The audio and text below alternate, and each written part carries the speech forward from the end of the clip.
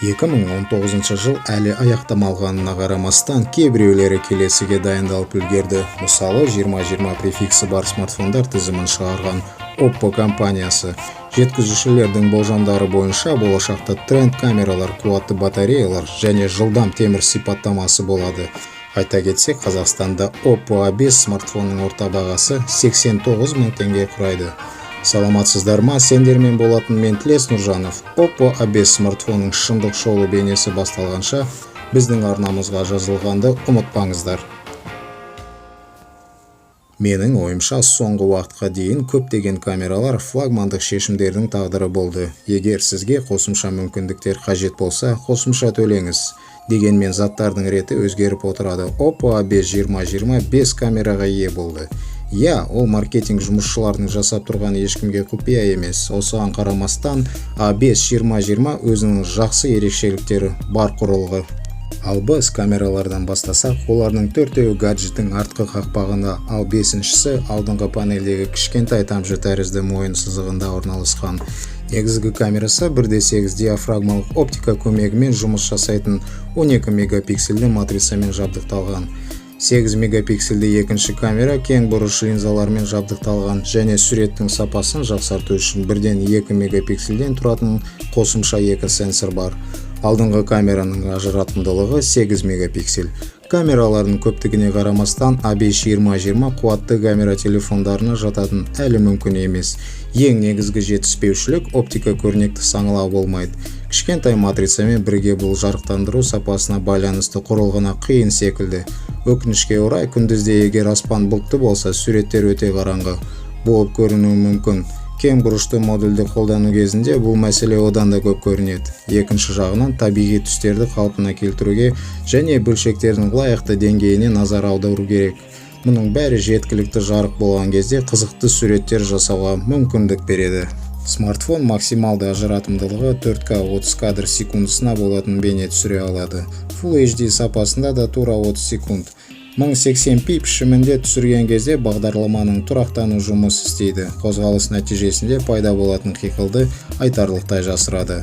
4К режимінде бейне көрінгісі әдемі болады, бірақ тұрақтандыру туралы мүлдем әңгіме жоқ.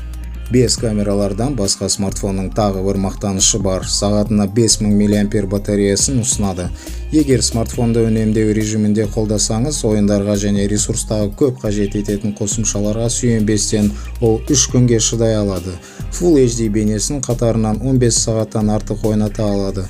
Бонус ретінде басқа гаджеттерді зарядтауға болады. Бұл қиын жағдайда тұрған досыңызға көмектесу үшін жасалған болар. Ең бастысы тиісті кабельде жинақтау. Себебі жинақта тек стандартты USB Type-C берілген. Зарядтағыш 10 Вт стандартты қуат береді. Сондықтан сіз батареяны тез зарядтауыңызға сенбеуіңіз керек. Экранға бір қарағанда оның ерекше пропорциялары көзге түседі. Сәнді ұзартылған экран арасында A5 2020 өте ұзақ көрінеді. Әсер алдамшы емес, жаңа дисплейдің қатынасы 20:9 құрайды. 21:9 рекорды үшін қазіргі Sony флагмандықтары сияқты ол әлі жеткен жоқ, бірақ жақын жерде. Бұл форма кинематографиялық форматта фильмдер мен телешоулар ойнауға тамаша, бірақ егер сіз бейнені әдеттегі 16:9 қарасаңыз, онда екі жағынан кең қара жолақтар сөзсіз болады. Гаджет 720-1600 пиксель ажыратымдылығымен жақсы 6,5 дюймдік IPS матрицасын алды. Бұл арақатынаста пиксельдің тығыздығы өте жоғары емес. Алдын ала білмесеңіз, онда экранның Full HD еместігін, HD екенін бірден анықтай алмайсыз. Көрі бұрыштар мен жарықтың шегі де толық тапсырыс. Сонымен қатар күн сәулесіндегі экранның оқылуын арттыру үшін Sunlight технологиясы қосылады. Жақсы дисплей жоғары сапалы дыбыспен сәтті толықтырылған. Құлақ қаптардағы дыбыс бағалық санаттағы бәсекелестерімен салыстырғанда ерекше нәрсе болып табылмайды, бірақ сыртқы динамиктер жағымды таң қалдырады және ең алдымен стерео дыбыс екінші динамик рөлін сөйлеуші спикер атқарады. Бұл функция 120 теңгелік дейін санатындағы құрылғыларда жиі кездеседі. Бейнелер мен фильмдерді көргенде батыру әсері әлде қайда күшті. Жаңа өнімнің аппараттық құрамы көңілінен шықпады. Snapdragon 665 жаңа процессор және microSD карталарын қолдайтын ішкі жады 64 ГБ құрайды. 3 ГБ жедел жады бар. Қалыпты пайдалану үшін бұл жеткілікті. Веб шолғыш әлеуметтік желілерді басқа күнделікті қосымшаларды пайдалана алуға болады. Бұл жүйенің жалпы жұмысына қатысты бағдарламалар өте жақсы жұмыс істейді. Интерфейс тегіс жауап береді. A5-2020 9-шы Android'та жұмыс істейді. Өндіруші Google жүйесінің үстінен Oppo мен Realme жас суббренді бөлісетін ColorOS қабығын орнатты. Қосымша функциялар саны бойынша ColorOS тікелей бәсекелестерден еш кем түспейді. Интерфейсті теңшеу үшін көптеген мүмкіндіктері бар, және ойындарды бастағанда ең көп ресурстағы босататын арнайы ойын режимі бар. Тұтастай алғанда жүйе жарқын және әдемі көрінеді. Қажетсіз элементтермен толтырылмаған. Қосымша бағдарламалық мөлшері тым үлкен емес, сондықтан алдын ала орнатылған көптеген жағдайларда оларды оңай алып тастауға болады. Oppo A5-2020 құқылы бар орта деңгейге жататын құрылғы болып саналады. Бұрын тек жоғары баға санатындағы үлгілерде қолжетімді функцияларының жақсы жиынтығы бар.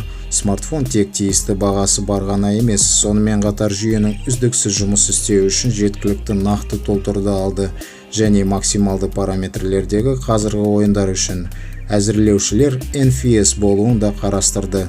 Смартфон жағымды дисплеймен, керемет батареямен және тіпті арзан құрылғылар үшін сирек кездесетін стереодинамиктермен жабдықтады. Атаудағы 2020 саны өте орынды. Осымен болды, сіздермен болған мен Тілес. Біздің арнамызға қосылғанды ұмытпаңыздар. Бейне ұнаса лайк басып жіберсеңіз сізге риза боламын. Сау саламат болыңыздар.